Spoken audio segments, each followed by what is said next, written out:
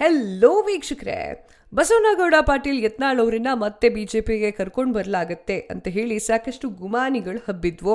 ಅದೆಲ್ಲದಕ್ಕೂ ಕೂಡ ಇವತ್ತು ತೆರೆ ಬಿದ್ದಿದೆ.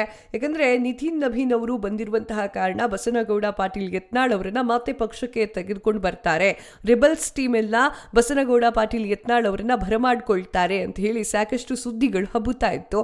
ಅದ್ಯಾವುದೂ ಇಲ್ಲ. ನಿತಿನ್ ನಬೀನ್ ಅವರು ಬಂದು ಯಡಿಯೂರಪ್ಪ ಅವರಿಗೆ ಫುಲ್ ಸಪೋರ್ಟ್ ನಮ್ದು ಅಂತ ಹೇಳಿ ಹೈಕಮಾಂಡ್ ಸಂದೇಶವನ್ನ ತಂದಂಗೆ ಕಾಣಿಸ್ತಾ ಇದೆ. ಇದು ರೆಬಲ್ಸ್ ಬಣಕ್ಕೆ ಸಿಕ್ಕಾಪಟ್ಟೆ ನಿರಾಸೆಯಿಂದ ತಂದಿದೆ.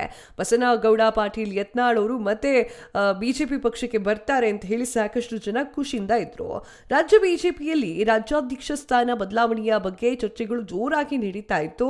ಇದರ ಬೆನ್ನಲ್ಲೇ ಬಸವನಗೌಡ ಪಾಟೀಲ್ ಯತ್ನಾಳ್ ಸೇರಿದಂತೆ ರೆಬಲ್ಸ್ ನಾಯಕರು ಕೂಡ ಇದರ ಬಗ್ಗೆ ನಿರೀಕ್ಷೆಯನ್ನು ಇಟ್ಕೊಂಡಿದ್ರು. ಬಿಜೆಪಿ ರಾಷ್ಟ್ರೀಯ ಅಧ್ಯಕ್ಷರಾಗಿರುವಂತಹ ನಿತಿನ್ ನಬೀನ್ ಅವರು ರಾಜ್ಯ ಭೇಟಿ ಮಾಡಿದಾಗ ಅವರ ಕನಸು ನನ್ಸಾಗತ್ತೆ ಅಂತ ಅಂದ್ಕೊಂಡಿದ್ರು. ಆದ್ರೆ ಯಾವುದೂ ಆಗಿಲ್ಲ. ಇಷ್ಟು ದಿನ ರಾಜ್ಯ ಬಿಜೆಪಿ ನಾಯಕತ್ವದ ವಿರುದ್ಧ ಅಸಮಾಧಾನ ವ್ಯಕ್ತಪಡಿಸಿದಂತಹ ರೆಬಲ್ ಟೀಮ್ ವಿಶೇಷವಾಗಿ ಬಿವೈ ವಿಜಯೇಂದ್ರ ಅವರನ್ನ ಬದಲಿಸುವಂತೆ ಕೋರಿ ಹೈಕಮಾಂಡ್ ಮಟ್ಟದಲ್ಲಿ ಚರ್ಚೆ ಮಾಡ್ತಾ ಇತ್ತು, ವಾದವನ್ನ ಕೂಡ ಮುಂದಿಟ್ಟಿತ್ತು. ವಿಜಯೇಂದ್ರ ಎಲ್ಲರನ್ನೂ ಕೂಡ ವಿಶ್ವಾಸಕ್ಕೆ ತೆಗೆದುಕೊಳ್ತಾ ಇಲ್ಲ, ಹಿರಿಯ ನಾಯಕರಿಗೆ ಸೂಕ್ತ ಗೌರವ ಕೊಡ್ತಾ ಇಲ್ಲ, ರಾಜ್ಯದಲ್ಲಿ ಹೊಂದಾಣಿಕೆ ರಾಜಕೀಯ ನಡೀತಾ ಇದೆ ಎನ್ನುವಂತಹ ಆರೋಪ ಜಾಸ್ತಿಯಾಗೇ ಇತ್ತು. ಇದಲ್ಲದೆ ಬಿಜೆಪಿ ರಾಷ್ಟ್ರೀಯ ನಾಯಕತ್ವಕ್ಕೂ ಕೂಡ ವಿಜಯೇಂದ್ರ ಕಾರ್ಯವೈಖರಿಯ ಬಗ್ಗೆ ಅಸಮಾಧಾನ ಇತ್ತು. ಈ ವಿಚಾರಕ್ಕೆ ಸಂಬಂಧಪಟ್ಟಂತೆ ರೆಬಲ್ ಟೀಮ್ ಅವರು ಹೈಕಮಾಂಡ್ ಹೋಗಿ ಅವರಿಗೆ ಒಂದಿಷ್ಟು ವಿಚಾರಗಳನ್ನು ತಿಳಿಸಿ ಬಂದಿದ್ರು.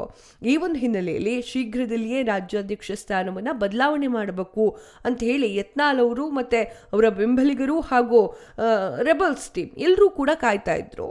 ಆದರೆ ನಿತಿನ್ ನಬೀನ್ ಅವರ ರಾಜ್ಯ ಭೇಟಿ ಆ ಎಲ್ಲ ಲೆಕ್ಕಾಚಾರವನ್ನು ತಲೆ ಕೆಳಗು ಮಾಡಿತ್ತು. ರಾಜ್ಯಕ್ಕೆ ಆಗಮಿಸಿದಂತಹ ನಿತಿನ್ ನಬೀನ್ ಅವರಿಗೆ ವಿಜಯೇಂದ್ರ ನೇತೃತ್ವದಲ್ಲಿ ಅದ್ಧೂರಿ ಸ್ವಾಗತವನ್ನು ನೀಡಲಾಯಿತು.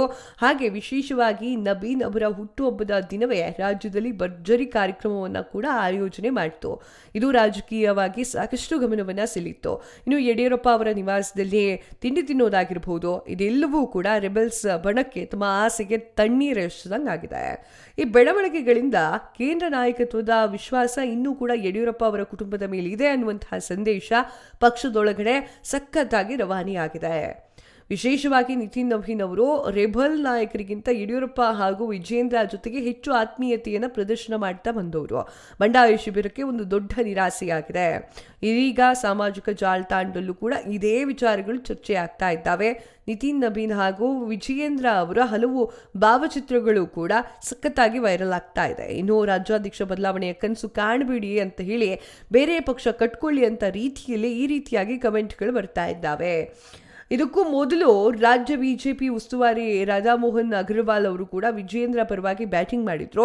ವಿಜಯೇಂದ್ರ ಅವರು ರಾಜ್ಯಾಧ್ಯಕ್ಷರಾಗಿ ಮುಂದುವರಿಯಲಿ ಎನ್ನುವಂತಹ ವಿಚಾರಗಳನ್ನು ಕೂಡ ಅವರು ಹೇಳಿದ್ರು. ಎಲ್ಲ ಬೆಳವಣಿಗೆಗಳ ನಡುವೆ ಯತ್ನಾಳ್ ಹಾಗೂ ರೆಬಲ್ ಟೀಮ್ ಮುಂದಿನ ನಡೆ ಏನು ಅನ್ನೋದು ಈಗ ಕುತೂಹಲ ಆಗಿದೆ. ಒಂದೆಡೆ ಕೇಂದ್ರ ನಾಯಕತ್ವ ಒಗ್ಗಟ್ಟಿನ ಸಂದೇಶವನ್ನ ರವಾನೆ ಮಾಡಿ ಹೋಯಿತು. ಇನ್ನೊಂದು ಕಡೆ ರಾಜ್ಯ ಬಿಜೆಪಿ ಒಳಗಡೆ ಅಸಮಾಧಾನ ಇನ್ನೂ ಸಂಪೂರ್ಣವಾಗಿ ನಾಶ ಆಗಲಿಲ್ಲ, ಶವನ ಆಗಲಿಲ್ಲ. ಇನ್ನು ರಾಜ್ಯ ಪ್ರವಾಸದ ವೇಳೆ ನಿತಿನ್ ನಬೀನ್ ಅವರು ಒಗ್ಗಟ್ಟಾಗಿರಿ ಅಂತ ಹೇಳಿ ಕೆಲಸವನ್ನು ವಹಿಸಿ ಹೋದ್ರು. ಸರ್ಕಾರದ ವಿರುದ್ಧ ಸಮನ್ವಯ ಹೋರಾಟವನ್ನು ಮಾಡಬೇಕು ಅನ್ನುವಂತಹ ಕಿವಿ ಮಾತನ್ನು ಹೇಳಿ ಹೋದ್ರು. ಆದರೆ ರೆಬಲ್ ಬಣ ಇದನ್ನ ಸ್ವೀಕರಿಸಲಿಕ್ಕೆ ರೆಡಿ ಇಲ್ಲ. ಮುಂದಿನ ದಿನಗಳಲ್ಲಿ ಪಕ್ಷದೊಳಗಿನ ಬಿಕ್ಕಟ್ಟು ಯಾವ ದಿಕ್ಕಿಗೆ ಸಾಗುತ್ತೆ ಅನ್ನೋದು ಕಾದು ನೋಡಬೇಕು.